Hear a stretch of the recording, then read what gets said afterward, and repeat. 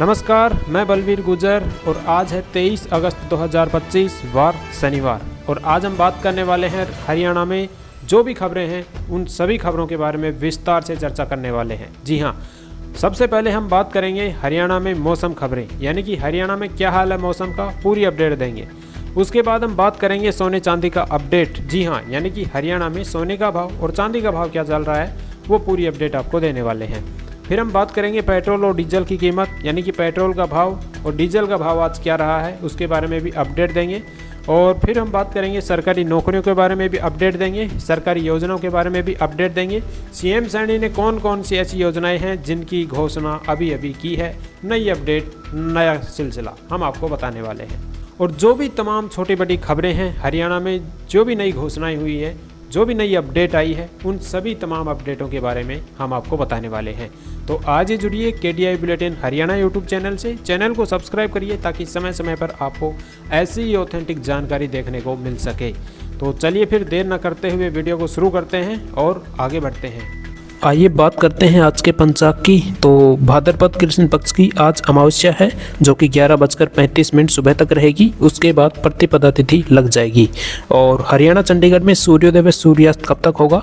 सूर्योदय 5:53 पर होगा और सूर्यास्त 18:58 पर होगा। हरियाणा में मौसम अपडेट देखते हैं, यानी कि आज 23 अगस्त को किन किन जिलों में येलो अलर्ट जारी किया है। मौसम विभाग के मुताबिक शनिवार यानी आज पंचकूला, अंबाला, यमुनानगर के लिए ऑरेंज अलर्ट जारी किया है, जबकि कुरुक्षेत्र, करनाल, पानीपत, सोनीपत, महेंद्रगढ़, रेवाड़ी और फरीदाबाद, गुरुग्राम, नूह, पलवल, सिरसा, फतेहाबाद में येलो अलर्ट जारी है। वही पूर्वानुमान के अनुसार सिरसा, फतेहाबाद, हिसार, जिंद, कैथल, भिवानी, चरखी दादरी और झज्जर में 50 से 75% व पंचकूला, अंबाला, यमुनानगर, कुरुक्षेत्र, करनाल, पानीपत, सोनीपत, रोहतक, महेंद्रगढ़, रेवाड़ी, गुरुग्राम, फरीदाबाद, नूह और पलवल में 75 से 100% बारिश की संभावना जताई गई है। चलिए अगली खबर देखते हैं। अगली खबर देखिए, हरियाणा सरकार का भूमि रिकॉर्ड को आधुनिक बनाने का महत्वाकांक्षी प्रोजेक्ट ठंडे बस्ते में दिखा जा रहा है। जी हाँ, और करीब 300 GPS सक्षम रोवर जो जमीन की पैमाइश को सटीक बनाने के लिए खरीदे गए थे, वह तहसीलों और उप तहसीलों में धूल फाक रहे हैं। इससे भूमि रिकॉर्ड का आधुनिकीकरण और विवादों को कम करने का सपना अधूरा रह गया है। सरकार ने Haryana large scale mapping program के तहत 2023 में लगभग 300 GPS रोवर खरीदे थे। इसकी खरीद में 30 करोड़ रुपए खर्च किए गए थे। इनका मकसद था कि जमीन की पैमाइश में आधुनिक तकनीकी का इस्तेमाल हो, जिससे गलतियों की गुंजाइश कम हो और भूमि संबंधी विवादों को खत्म किया जा सके। लेकिन ये रोवर अभी तक इस्तेमाल में नहीं लाए जा सके। क्यों अटकी है ये परियोजना, इसका क्या है कारण? इस परियोजना के अटकने के दो मुख्य कारण हैं। पहला, तमीमा रिकॉर्ड का अपडेट न होना। तमीमा यानी जमीन के विभाजन या उप विभाजन से जुड़े रिकॉर्ड अभी तक अपडेट नहीं किए गए हैं। राज्य में लगभग 18 लाख तमीमा मामले लंबित हैं। वही दूसरा, सर्वेक्षण शुल्क का निर्धारण न होना। सरकार ने अभी तक रोवर से किए जाने वाले सर्वेक्षण के लिए शुल्क तय नहीं किया है। किसानों को क्या होता है इस परियोजना का फायदा? तो अगर यह परियोजना शुरू हो जाती तो किसानों को कई फायदे होते। जमीन के रिकॉर्ड ऑनलाइन उपलब्ध होते, जिससे पारदर्शिता बढ़ती है। जमीन की पैमाइश में लगने वाला समय और खर्च कम होता। जमीन से जुड़े विवाद कम होते, जिससे अदालतों के चक्कर काटने से मुक्ति मिलती। मोबाइल ऐप के जरिए जमीन के रिकॉर्ड को आसानी से देखा जा सकता है। ये इसके फायदे होते किसानों को। अब सरकार क्या कर रही है इसके बारे में? सरकार का कहना है कि वह इस परियोजना को जल्द शुरू करने के लिए प्रयासरत है। राजस्व विभाग के अधिकारियों का कहना है कि लंबित तमीमा रिकॉर्ड को अपडेट किया जा रहा है और सर्वेक्षण शुल्क पर भी जल्द ही फैसला लिया जाएगा। उम्मीद है कि अक्टूबर के अंत तक रोवर से जमीन की पैमाइश का काम शुरू हो जाएगा। ये चुनौतियां अभी बाकी है सरकार की। परियोजनाओं को शुरू करने से पहले सरकार के सामने कई चुनौतियां आई हैं। 18 लाख लंबित तमीमा मामले का निपटारा करना है, सर्वेक्षण शुल्क को अंतिम रूप देना है, कर्मचारियों को ट्रेनिंग देना है, जमीन के नक्शों को डिजिटल रिकॉर्ड से जोड़ना है। अगर सरकार इन चुनौतियों को पार कर लेती है तो ये परियोजना हरियाणा में भूमि प्रबंधन के क्षेत्र में एक बड़ा बदलाव ला सकती है। इससे किसानों को काफी फायदा होगा और भूमि संबंधी विवादों में भी कमी आएगी। अगली खबर देखिए, चरखी दादरी जिला प्रशासन ने शहर को कैटल फ्री करने के लिए अभियान में तेजी लाने की बात कही है। चरखी दादरी के डीसी मुनीष शर्मा ने कहा है कि इस माह के अंत तक शहर में घूम रहे सभी पशुओं को पकड़कर गौशाला भेजा जाए। 31 अगस्त के बाद यदि कोई भी पशु शहर में घूमता हुआ मिला तो इसका जिम्मेदार नगर परिषद प्रशासन होगा।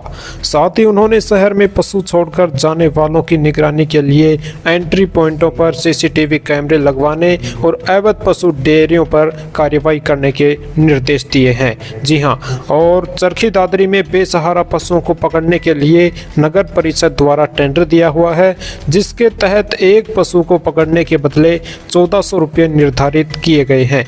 जी हाँ, और लेकिन पशु पकड़ने का अभियान धीमी गति से चल रहा है और अभी तक केवल 190 पशु ही पकड़े गए हैं, जिनको जिले की अलग अलग गौशालाओं में भेजा जा रहा है और निजी पशु पकड़ने के भी निर्देश दिए गए हैं।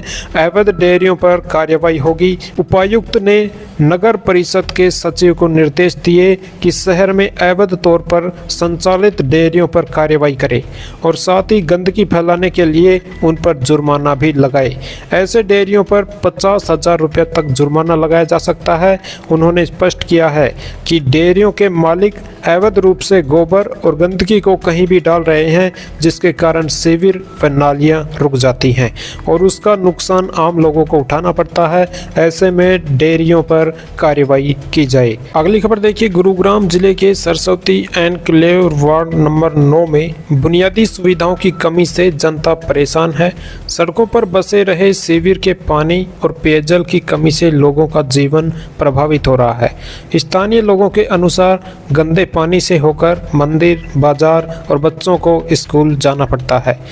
लोगों ने मुख्यमंत्री विंडो, डीसी समाधान शिविर और एमसीजी आयुक्त कार्यालय में शिकायत दर्ज कराई है, लेकिन अभी तक कोई ठोस कार्रवाई नहीं हुई है। एमसीजी अधिकारियों की ओर से फोन नहीं उठाने और केवल आश्वासन देने की शिकायत भी स्थानीय लोगों ने ही दी है। निवासियों का कहना है समय पर कचरे का नहीं हो रहा है उठान। निवासियों का कहना है कि जमीनी स्तर से लेकर उच्च अधिकारियों तक उन्होंने अपनी समस्याएं बताई हैं। क्षेत्र में कूड़े के ढेर लगे हुए हैं और नगर निगम की ओर से समय पर उठान नहीं हो रहा है। स्थानीय लोगों ने चेतावनी दी है कि यदि प्रशासन इस संकट को अनदेखा करता है तो आगामी चुनाव में इसका असर बहुत ज़्यादा देखने को मिल सकता है। अगली खबर देखिए, चरखी दादरी जिले में फसलों के रजिस्ट्रेशन के लिए मेरी फसल मेरा ब्यौरा पोर्टल 31 अगस्त तक खुला रहेगा। जिले के किसान इस दौरान अपने खेतों में बोई गई फसलों का विवरण दर्ज करवा सकते हैं। किसानों को सरकारी खरीद के तहत न्यूनतम समर्थन मूल्य पर फसल बेचने व कृषि क्षेत्र से जुड़ी दूसरी योजनाओं का लाभ लेने के लिए फसलों का रजिस्ट्रेशन करवाना अनिवार्य है। दादरी डीसी मुनीष शर्मा ने जिले के किसानों से समय रहते फसल पंजीकरण करवाने की अपील की है। पंजीकरण के लिए पीपीपी जरूरी होता है। चरखी दादरी डीसी मुनीष शर्मा ने कहा कि सरकार द्वारा खरीदी जाने वाली फसल केवल उन्हीं किसानों से खरीदी जाएगी जिनका रजिस्ट्रेशन इस पोर्टल पर होगा। ऐसे में किसान किसी भी असुविधा से बचने और सरकार द्वारा निर्धारित दाम पर फसल बेचने के लिए समय रहते पंजीकरण सुनिश्चित करे। किसानों के कल्याण के लिए सरकार की ओर से संचालित विभिन्न योजनाओं का लाभ भी पोर्टल पर रजिस्ट्रेशन करवाने वालों को ही मिलेगा। रजिस्ट्रेशन के लिए किसान के पास परिवार पहचान पत्र होना बहुत ही जरूरी है। स्वयं भी कर सकते हैं रजिस्ट्रेशन। उन्होंने बताया कि किसान अपनी फसल का रजिस्ट्रेशन स्वयं पोर्टल पर जाकर या नज़दीकी कॉमन सर्विस सेंटर CSC के माध्यम से करवा सकते हैं। किसी भी जानकारी के लिए किसान टोल फ्री नंबर है 1800 180 21 17, इस पर संपर्क कर सकते हैं। डॉक्टर चंद्रभान श्योरान ने बताया कि पहले फसल रजिस्ट्रेशन के लिए 31 जुलाई तक का समय निर्धारित किया गया था, जिसे बढ़ाकर 31 अगस्त 2025 तक किया गया है।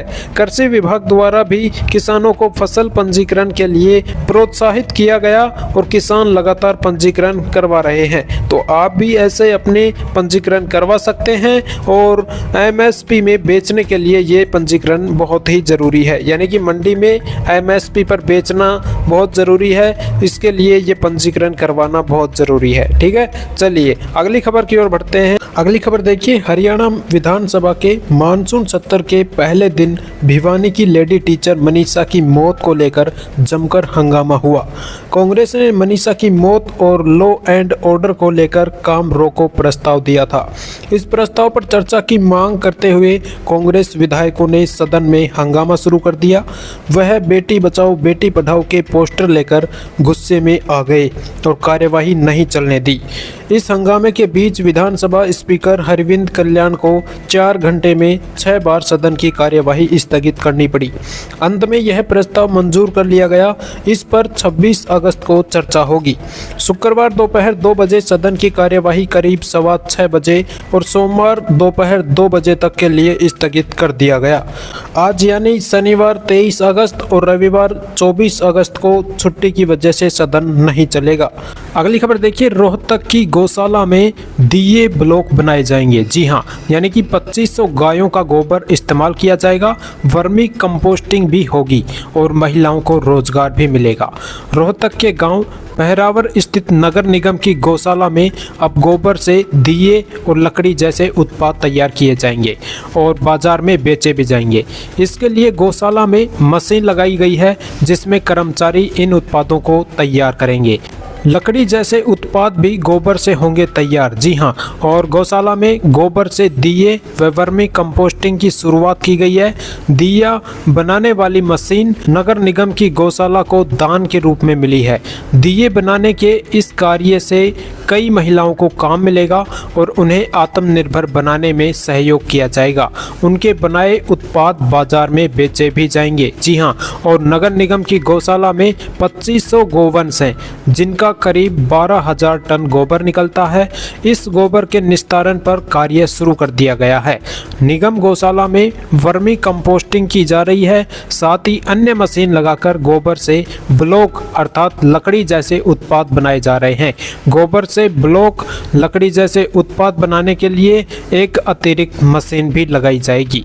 अगली खबर देख लेते हैं। हरियाणा लोक सेवा आयोग की ओर से असिस्टेंट इंजीनियरिंग के 153 पदों पर भर्ती का नोटिफिकेशन जारी किया गया है।